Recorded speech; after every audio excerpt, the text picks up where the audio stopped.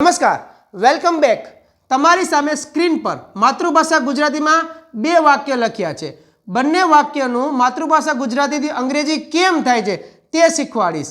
એક વાક્ય તમને બોર્ડ ઉપર લખીને આપીશ, બીજું વાક્ય તમારા માટે રાખી દઈશ। તો સૌથી પહેલાં ગુજરાતીનું સ્ટ્રક્ચર જુઓ।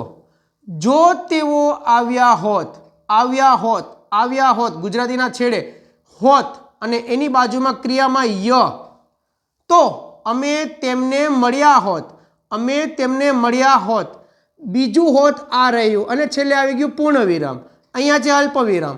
હજી એક જુઓ, જો ભારતે સારો સ્કોર કર્યો હોત, અલ્પ વિરામ, હોત આવ્યું, તો ભારત મેચ જીત્યું હોત, અહીંયા પણ હોત આવ્યું પણ વાક્ય પૂરું થઈ ગયું।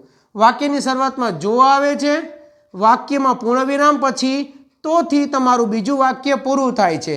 તો બે હોત માટે શું કરવાનું? તો પહેલો હોત હોય ને, જ્યારે પહેલો હોત એટલે જોવાળા ભાગમાં જો હોત આવે તો તમારે આંખ મીચીને કે આંખ ખોલીને હેડ તો મૂકી જ દેવાનું અને ક્રિયા માટે ત્રીજું રૂપ લખી નાખવાનું। અને બીજા હોત માટે એટલે કે કોમા પછીના છેલ્લા હોત માટે વુડ અને હેવ તમારે આંખ ખુલ્લી રાખીને કે બંધ રાખીને લખી જ નાખવાનું। અને ક્રિયાપદનું ત્રીજું રૂપ તમારે અહીંયા પણ લખવાનું રહેશે। તો સિમ્પલ જુઓ, ક્રિયામાં ય હોય, ધ હોય કે દીર્ઘ ઈ હોય અને સાથે સાથે હોત આવે તો તમારો આ topic head V3 would have V3 થી બને। ચાલો પહેલા એક્ઝામ્પલને કરીએ અંગ્રેજીમાં ચેન્જ। જો એટલે ઇફ, તેઓ એટલે ધેય, આટલું ક્લિયર? હવે પહેલો હોત છે તો પહેલા હોત માટે કીધું હતું ને મેં તમને, એના માટે હેડ મૂકી દો।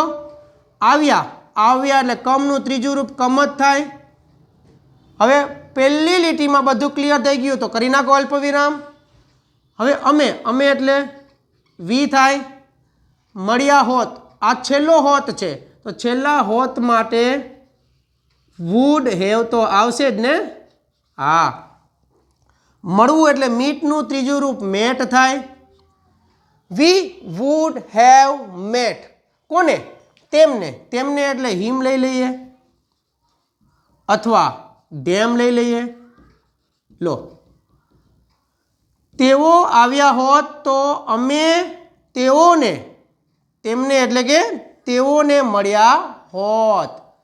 હવે જો ભારતે સારો સ્કોર કર્યો હોત તો ભારત લખશો અહીંયા, સોરી, એ તો તમારે કરવાનું છે। કરો, વાક્ય તૈયાર અને મૂકો કોમેન્ટમાં, વોટ્સએપમાં યા કોઈ પણ જગ્યાએ અને શેર કરવાનું ભૂલતા નહીં। જો ટોપિક સમજમાં આવ્યો હોય તો કન્ટિન્યુ કરજો। થેન્ક યુ, જય હિન્દ, મળીએ નેક્સ્ટ વિડીયોની અંદર। Thank you.